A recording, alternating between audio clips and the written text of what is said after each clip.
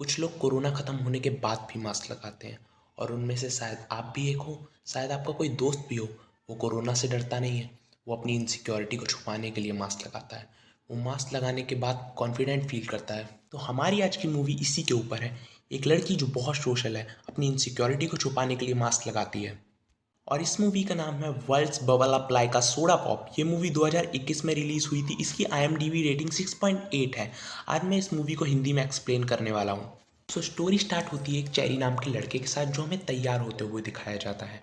और वो तैयार होते हुए एक हाइकू बोलता है। हाइकू का मतलब होता है एक शॉर्ट फॉर्म स्टोरी का, जिसमें आप सिर्फ 17 वर्ड का इस्तेमाल करते हैं। 5 अक्षर पहली और तीसरी लाइन में, 7 अक्षर दूसरी लाइन में। फिर चेरी हेडफोन लगा लेता है और old age day care centre की तरफ निकल जाता है। फिर सीन शिफ्ट होता है एक यूकी नाम की लड़की की तरफ। वो भी रेडी हो रही होती है। वो मिरर के सामने स्माइल करने में इनसिक्योर फील करती है, क्योंकि उसके 2 दांत काफ़ी बड़े होते हैं एक रैबिट की तरह। अपनी इसी इनसिक्योरिटी को छुपाने के लिए वो एक मास्क लगा लेती है, जिससे उसे कॉन्फिडेंट फील हो और बड़े दांत उसके कोई देख ना सके। हम अगले सीन में एक फुजियामा नाम के बूढ़े आदमी को देखते हैं, जो यामाजाकुरा नाम की एक रिकॉर्ड ढूंढ रहा था। तभी वहाँ पर चेरी आता है और पूछता है, क्या आपको वो मिल गया जो आप ढूंढ रहे थे? फुजियामा थोड़ा कम सुनते हैं, इसलिए चेरी ये बात दोबारा चिल्ला के पूछता है, जिसके जवाब में फुजियामा बोलते हैं, नहीं, मुझे वो नहीं मिला। फिर चेरी उन्हें दोबारा डे केयर सेंटर की तरफ ले जाने लगता है, जो कि मॉल में ही था। फिर सीन शिफ्ट होता है और हम देखते हैं यूकी भी उसी मॉल में डेंटिस्ट के पास आई हुई होती है। चेकअप कराने के बाद यूकी एक सोशल मीडिया ऐप पर लाइव आती है और सभी को वो मॉल दिखाने लगती है। असल में यूकी एक फेमस लाइव स्ट्रीमर है। वापस हमें एक बाइबर नाम के लड़के को दिखाया जाता है कि मॉल में से एक कार्डबोर्ड स्टैचू को चोरी करके भागने लगता है। उसे देखकर मॉल का स्टाफ उसके पीछे पड़ जाता है। सीन अब वापस चेरी पर शिफ्ट होता है। वो और फुजियामा एक साथ बेबीज की रेस देख रहे होते हैं। वहीं यूकी भी अपने फैंस को लाइव स्ट्रीम में बेबी की रेस दिखा रही होती है। सेम टाइम पर मॉल का स्टाफ बाइबर के पीछे पड़ा हुआ था और बाइबर काफी तेज भाग रहा था। भागते हुए अचानक से बाइबर इन दोनों से आकर टकरा जाता है, जिसकी वजह से वो दोनों बड़ी बुरी तरह गिरते हैं, जिससे यूना का मास्क हट जाता है। यूना को जब रियलाइज होता है उसका मास्क हट चुका है, तो वो अपने हाथ से अपना मुंह छुपा के जल्दीबाजी में चेरी का फोन लेके वहां से भाग जाती है। चेरी भी यहाँ पर ध्यान नहीं देता। वो यूकी का फोन उठाकर अपनी पॉकेट में रख लेता है। फुजियामा को वो वापस से डे केयर सेंटर में लेके आ जाता है। वहाँ पे लड़कियां बात करने लगती हैं कि हमेशा फुजियामा क्या ढूंढते रहते हैं। एक लड़की रिप्लाई करती है, वो हमेशा किसी म्यूजिक रिकॉर्ड को ढूंढते रहते हैं, जिसे वो रख के कहीं भूल गए हैं। फिर हमें फुजियामा का ग्रैंडसन दिखाया जाता है, जो उन्हें डे केयर सेंटर में लेने आया होता है। उसका नाम होता है टफ बॉय। यहाँ पे टफ बॉय चेरी को धमकी देता है कि बाइबर ने उसकी कार गंदी कर दी थी, और हाँ, बाइबर चेरी का ही दोस्त है। अगले सीन में हमें चेरी अपने घर के लिए निकलते हुए दिखाई देता है, क्योंकि उसकी शिफ्ट खत्म हो चुकी होती है। वहीं सेम टाइम पर यूकी भी अपने घर की तरफ जा रही होती है। तभी वो रास्ते में अपना फोन खोलकर देखती है। तभी उसे रियलाइज होता है ये फोन उसका नहीं, किसी और का है। फिर उसे याद आता है, शायद जिस हेडफोन वाले लड़के से वो टकराई थी ये उसी का है। सीन वापस शिफ्ट होता है चेरी की तरफ, जो घर ना जाकर मॉल के टेरिस पर पहुंचता है। यहाँ पर उसने और उसके दोस्तों ने मिलकर एक छोटा सा अड्डा बनाया होता है। वहाँ पर उसके दोस्त बाइबर और जापान मौजूद होते हैं, पर बाइबर और जापान आपस में लड़ रहे होते हैं क्योंकि बाइबर ने उसी कार्डबोर्ड स्टैचू की मुंडी तोड़ दी जो वो मॉल से चुरा कर लाया था। चेरी बाइबर को बताता है टफ बॉय उसे ढूंढ रहा है, अगर वो उसे मिल गया तो वो उसका भर्ता बना देगा। वहीं दूसरी तरफ यूकी भी भागी भागी घर पहुंची होती है और अपनी बहन को अपने फ़ोन का लोकेशन ट्रैक करने के लिए बोलती है, जिसका नाम है मैरी।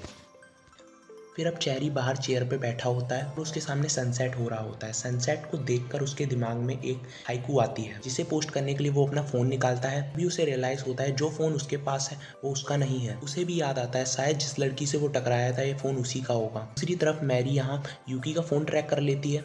यूकी अपना फ़ोन वापस लेने के लिए मॉल में वापस जा रही थी, जब भी उसकी बड़ी बहन उसे एक आइडिया देती है, क्यों ना मैं तुम्हारे फ़ोन पर फ़ोन करूं। अब उसकी बड़ी सिस्टर उसके फ़ोन पर फ़ोन करती है। वही चेरी यूकी के फ़ोन पर फ़ोन आते हुए देखकर घबरा जाता है, फिर वो किसकी कॉल हो सकती है। तभी उसका दोस्त जापान बोलता है कॉल रिसीव करो। चेरी कॉल रिसीव करता है, जिसके बाद यूकी बिना मास्क के बैठी होती है। वो जल्दी से अपना फ़ोन अपनी बहन को पकड़ाकर मास्क लगा लेती है, जिसके बाद ये दोनों बातें करते हैं और इसी तरह से एक दूसरे का फ़ोन एक्सचेंज कर लेते हैं। अब अगले सीन में हम लोग देखते हैं ये तीनों बहनें एक रेस्टोरेंट में बैठकर खाना खा रही थी। यहाँ पे यूकी अपने फेस को हाथ से कवर करके खाना खा रही थी, ताकि उसके बड़े दांत कोई ना देख सके। खाना खाने के बाद यूकी की बड़ी बहन उससे पूछती है, क्या तुम्हें अपने बड़े दांत अब पसंद नहीं है? लेकिन ये तो तुम्हारी खासियत हुआ करती थी, बचपन में इसको लेके तुम बिल्कुल भी इनसिक्योर नहीं थी। फिर हमें एक फ्लैशबैक का सीन दिखाया जाता है, जहाँ पर दिखाया जाता है कि जब यूकी छोटी थी तब उसे अपने दांतों से कोई प्रॉब्लम नहीं थी। अपने दांतों को लेकर बहुत कॉन्फिडेंट रहती थी, लेकिन बड़े होकर वो उन्हें एक दिन कवर करने का फैसला करती है, क्योंकि अब वो इन्हीं बड़े दांतों से काफी ज्यादा अनकंफर्टेबल और इनसिक्योर फील करती है। फ्लैशबैक खत्म होता है और ये तीनों इसी बारे में बात कर रही होती हैं। तभी इनकी नज़र जाती है चेरी के ऊपर। चेरी एक लड़की से बात कर रहा होता है। ये तीनों सोचती हैं कि चेरी इस लड़की को डेट कर रहा है। ये पता करने के लिए यूकी चेरी का पीछा करती है। तब उसे पता चलता है वो लेडी चेरी की गर्लफ्रेंड नहीं, वो एक टीचर है जो ओल्ड एज के सभी बूढ़े लोगों को एक हाइकू लिखने के लिए बोलती है। यहाँ पर चेरी भी एक हाइकू लिखता है, जिसके बाद वो टीचर चेरी को अपने पास बुलाकर सबके सामने वो हाइकू पढ़ने के लिए बोलती है। चेरी एक इंट्रोवर्ट लड़का है, उसे सबके सामने बोलने में शर्म आती थी। फिर भी जैसे तैसे करके वो अपनी हाइकू सबके सामने बोलता है, जो सभी को काफ़ी पसंद आती है। इसके लिए चेरी के लिए सभी लोग तालियां बजाते हैं। सेम टाइम पर फुजियामा चिल्ला के बोलते हैं कि एक मास्क वाली लड़की उन्हें देख रही है। चेरी मुड़कर देखता है तो वहाँ पे यूकी और उसकी बहनें होती हैं। सीन शिफ्ट होता है। हम लोग देखते हैं यूकी और चेरी चलते हुए एक दूसरे से बातें कर रहे होते हैं। यूकी चेरी से पूछती है, आखिर हमेशा तुम ये हेडफोन्स क्यों लगाते हो? चेरी बताता है उसे ऊंची आवाज़ पसंद नहीं है और वो लोगों को अवॉइड करने के लिए हेडफोन्स लगाता है। फिर चेरी भी यूकी से पूछता है, तुम ये मास्क क्यों लगाती हो? तुम्हें कोई फ्लू वगैरह है क्या? यूकी फिर बात का जवाब ना देके टॉपिक चेंज करने की कोशिश करती है। इसलिए वो चेरी से पूछती है, आखिर तुमने अपने फ़ोन में वो डिक्शनरी क्यों लगा रखी है? चेरी बताता है वो एक स्पेशल डिक्शनरी है जो कि उसे हाइकू लिखने में हेल्प करती है। चेरी बताता है वो अपने हाइकू दूसरे लोगों के सामने नहीं पढ़ पाता, इसलिए वो उन्हें सोशल मीडिया पे पोस्ट करता है। इस पर यूकी कहती है, फिर तो तुम्हारे हाइकू काफ़ी लोग देखते होंगे, तुम काफ़ी पॉपुलर होगे। तभी चेरी बताता है उसके हाइकू ज़्यादा लोग नहीं पढ़ते। तभी हम उसके फ़ोन में देख पाते हैं जहाँ पर उसके हाइकू पे 1 या 2 ही लाइक होते हैं। सीन शिफ्ट होता है। हम देखते हैं चेरी अपना सामान पैक कर रहा होता है। चेरी 1 महीने बाद ही अपनी फैमिली के साथ दूसरी जगह शिफ्ट होने वाला है। फिर यहाँ पर चेरी की मॉम चेरी को थैंक्स बोलती हैं क्योंकि वो उनकी जगह पर पार्ट टाइम जॉब संभालने गया था। मतलब वो डे केयर वाली जॉब चेरी की नहीं, चेरी की मॉम की होती है। सीन शिफ्ट होता है। हम देखते हैं यूकी भी अपनी फैमिली के साथ डिनर कर रही होती है। तभी वो चेरी की एक हाइकू को लाइक करती है। तभी उसकी बहनें फ़ोन छीनकर चेरी को फॉलो भी कर लेती हैं। वहीं दूसरी तरफ से चेरी भी यूकी को फॉलो कर लेता है। तो इसी तरह से वो दोनों सोशल मीडिया के थ्रू एक दूसरे से इंटरेक्ट करना शुरू कर देते हैं। उसके बाद हमें दिखाया जाता है डे केयर सेंटर में एक एम्प्लॉय की ज़रूरत है। तभी यूकी डे केयर सेंटर को ज्वाइन कर लेती है। तभी एक दिन हम देखते हैं यूकी और चेरी फुजियामा को उनके घर छोड़ने के लिए जाते हैं, जहाँ पर वो दोनों देखते हैं फुजियामा की एक एमपी रिकॉर्ड की शॉप है। शॉप के अंदर जाते ही फुजियामा रोने लगते हैं क्योंकि उन्हें यामाज़ाकुरा रिकॉर्ड नहीं मिल रहा था। फुजियामा बताते हैं उनकी आखिरी इच्छा है कि वो मरने से पहले उस रिकॉर्ड को एक बार ज़रूर सुने। इस पर ये दोनों पूछते हैं आखिर आपको ये रिकॉर्ड ही क्यों सुनना है? इस पर फुजियामा बताते हैं इस रिकॉर्ड के साथ उनकी काफ़ी ज़्यादा खास यादें जुड़ी हुई हैं। यहाँ पर फुजियामा को इस तरह रोते देखकर ये दोनों फैसला करते हैं कि वो इस रिकॉर्ड को कैसे भी ढूंढ कर निकालेंगे। रोते रोते फुजियामा बेहोश हो जाते हैं। तभी वहाँ पर फुजियामा की बेटी पहुँचती है और ये सीन यहीं पर कट हो जाता है। अगले सीन में रात को चेरी और यूकी साथ में घर की तरफ जा रहे होते हैं। तभी रास्ते में यूकी चेरी से पूछती है कि आज तुमने हेडफोन्स नहीं लगा रखे? चेरी इसके ऊपर बोलता है आज हेडफोन्स की ज़रूरत नहीं है। फिर ये दोनों अपने अपने घर पहुंचकर यामाज़ाकुरा रिकॉर्ड के बारे में सर्च करते हैं, लेकिन इस रिकॉर्ड के बारे में कोई भी इन्फॉर्मेशन नहीं मिलती। यूकी लाइव स्ट्रीम करते समय भी अपनी ऑडियंस से इस रिकॉर्ड के बारे में पूछती है। तभी यहाँ पर एक फॉलोवर बताता है कि पिक्चर में दिखने वाला टावर माउंट ओमाफुजू में मौजूद है। अब ये दोनों एक आर्टिफैक्ट म्यूजियम में जाते हैं, जहाँ एक न्यूज़पेपर में उसी लड़की की फोटो होती है जो कि उसी एल्बम के कवर पर मौजूद रहती है। न्यूज़पेपर के वो आर्टिकल पढ़कर पता चलता है वो रिकॉर्ड 22 साल की साकुरा फुजियामा का है। यहाँ पर नोटिस करने वाली बात यह है साकुरा के भी 2 बड़े दांत थे जैसे कि यूकी के हैं। यूकी और चेरी उसी आर्टिकल को लेकर फुजियामा के घर पे जाते हैं। यहाँ पर फुजियामा की बेटी उन्हें बताती है साकुरा उनकी मॉम है और उन्हें जन्म देने के बाद साकुरा की मौत हो गई थी। आगे साकुरा की बेटी बताती है फुजियामा ने ये शॉप इसीलिए खोली थी ताकि साकुरा के गाने वो ज़्यादा से ज़्यादा लोगों तक पहुँचा सके, लेकिन ये लोग इस शॉप को इसी हफ्ते ही बंद कर देंगे क्योंकि टफ बॉय अब दूसरी जगह शिफ्ट हो रहा है और इस शॉप को चलाने वाला कोई नहीं बचा। तो इस स्टोरी को सुनने के बाद ये दोनों फैसला करते हैं कि वो इस रिकॉर्ड को कैसे भी ढूंढ कर निकालेंगे, क्योंकि इन्हें यकीन था ये रिकॉर्ड कहीं ना कहीं इसी शॉप में मौजूद है। इस पे फुजियामा की बेटी बताती है कि उन्होंने पहले ही इसे ढूंढने की बहुत कोशिश की है, दोनों को एक ट्राई करने के लिए नहीं रोकती। तो अगले दिन से ये दोनों शॉप में आकर रिकॉर्ड को ढूंढने का काम शुरू कर देते हैं। अब लंच के समय फुजियामा की बेटी यूमी को इन्वाइट करती है, लेकिन यूमी को खाने के लिए मास्क उतारना होगा और उसके बड़े दांत सब देख लेंगे, इसलिए वो उनसे मना कर देती है। और आज का दिन इसी तरह से ख़त्म हो जाता है और उन्हें ये रिकॉर्ड नहीं मिलता। अब रात हो जाती है और हम देखते हैं चेरी अपने घर पे अपना सामान पैक कर रहा था। इसी दौरान चेरी को बॉक्स के पीछे एक बुक मिलती है। जिसे देखकर वो उसे पढ़ने लग जाता है। इस बुक में यामाज़ाकुरा का मतलब लिखा था।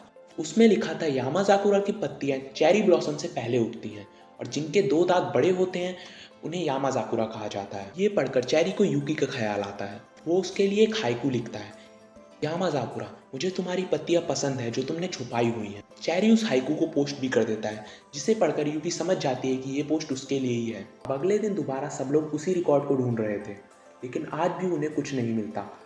अब चेरी और यूकी के अलावा सब उस रूम से चले जाते हैं और ये दोनों अकेले उस रूम में बचे हुए होते हैं। चेरी यहाँ पर सोचता है, जिस तरह से उसकी बुक उस बॉक्स के पीछे पड़ी हुई थी, उसी तरह से शायद रिकॉर्ड उस फ्रिज के पीछे पड़ा हो। चेरी जब फ्रिज को हटाकर देखता है तो वो रिकॉर्ड उस फ्रिज के पीछे ही पड़ा हुआ था। तो फाइनली उन्हें ये रिकॉर्ड मिल जाता है। वो दोनों काफ़ी खुश होते हैं और फ़ौरन वो रिकॉर्ड फुजियामा के पास लेके जाते हैं। फुजियामा भी उस रिकॉर्ड को देखकर काफ़ी खुश होते हैं। अब उस रिकॉर्ड को प्ले करने की तैयारी चल रही होती है। चेरी केबल लेने के लिए बाहर आता है और यूकी उसे फॉलो करती है। यूकी चेरी को उस रिकॉर्ड पे प्रिंट समर फेस्टिवल की फ़ोटो दिखाती है। फिर वो उससे पूछती है, क्या वो उसके साथ समर फेस्टिवल में फायरवर्क्स देखने के लिए साथ में चलना पसंद करेगा। ये बात सुनकर चेरी शर्मा जाता है और फिर उसे हाँ बोलकर केबल लेकर अंदर चला जाता है। चेरी का जवाब सुनकर यूकी काफ़ी ज़्यादा खुश होती है। तभी यूकी ध्यान देती है वो रिकॉर्ड थोड़ा सा बैंड हो रखा है। यूकी उसे ठीक करने की कोशिश करती है और तभी उससे वो रिकॉर्ड टूट जाता है। जो एक लास्ट रिकॉर्ड बचा था यूकी उसे भी तोड़ देती है। इस बात से यूकी काफ़ी ज़्यादा डर जाती है। फुजियामा को इस बात से काफ़ी दुख होता है और वो यूकी उनसे सॉरी बोलकर उधर से चली जाती है।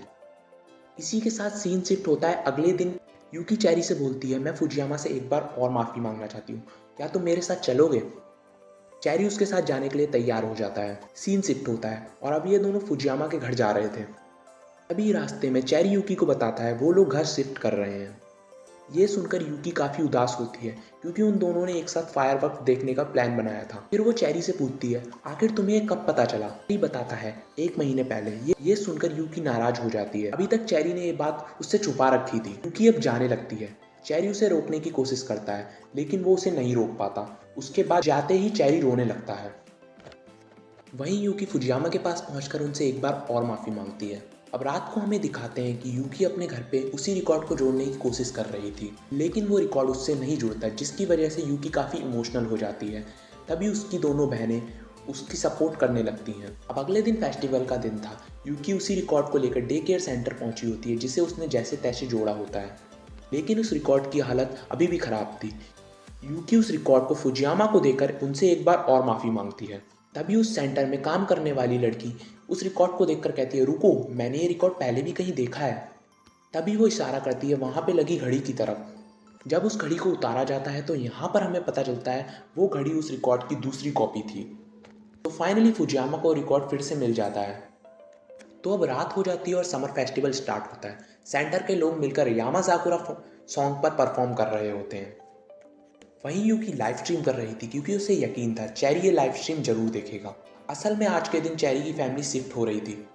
इस समय चेरी कार में था और वो लाइव स्ट्रीम को देख रहा था। वो लाइव स्ट्रीम को देखकर काफ़ी दुखी था। वो इस समय इस फेस्टिवल में क्यों नहीं है। चेरी कार में बैठा था। तभी वो बाहर की तरफ देखता है। बाइबर और टग बॉय ने मिलकर उसी हाइकू को जो उसने यूकी के लिए लिखी थी एक बड़े से साइन बोर्ड पर लिख रखा है। उसे देखकर चेरी अपने दिल की सुनता है और कार से उतरकर फेस्टिवल की तरफ भागता है। सीन शिफ्ट होता है और अब चेरी फेस्टिवल में पहुंच गया था एक उम्मीद लेकर। सभी के सामने वो यूकी के लिए लिखा हुआ हाइकू पढ़ता है, यामाज़ाकुरा, मुझे वो पत्तियां बहुत पसंद है जो तुमने छुपा रखी हैं। यामाज़ाकुरा, मुझे तुम्हारे दांत बहुत पसंद है जो तुमने छुपा रखे हैं। फिर चेरी यहाँ उसे प्रपोज करता है। फिर यूकी यहाँ अपना मास्क उतार कर हंसती है। तो यहाँ पर यूकी ने अपने क्यूट टीथ्स को एक्सेप्ट कर लिया था। अब मूवी के लास्ट सीन में इन दोनों को एक टेरेस पर दिखाते हैं जहाँ पे यामाज़ाकुरा सॉन्ग प्ले हो रहा था और शैडो में हम इन दोनों को किस शेयर करते हुए देख पाते हैं। इसी के साथ ये मूवी हमारी यहीं पर ख़त्म हो जाती है। तो होप सो गाइस आपको ये मूवी पसंद आई हुई होगी। इस मूवी का इतना अच्छा मॉरल है कि हमें अपने आप को जैसे हैं वैसे एक्सेप्ट करना चाहिए। ये मूवी सेल्फ एक्सेप्टेंस को बहुत अच्छे से दर्शाती है। तो मैंने वीडियो की स्टार्टिंग में बोला था शायद आप में से भी कोई मास्क लगाते हो, आपका फ्रेंड, तो उसे ये मूवी ज़रूर शेयर करें। और कुछ लोग होते हैं जो कि कूल बनने के लिए लगाते हैं, मेरी तरह।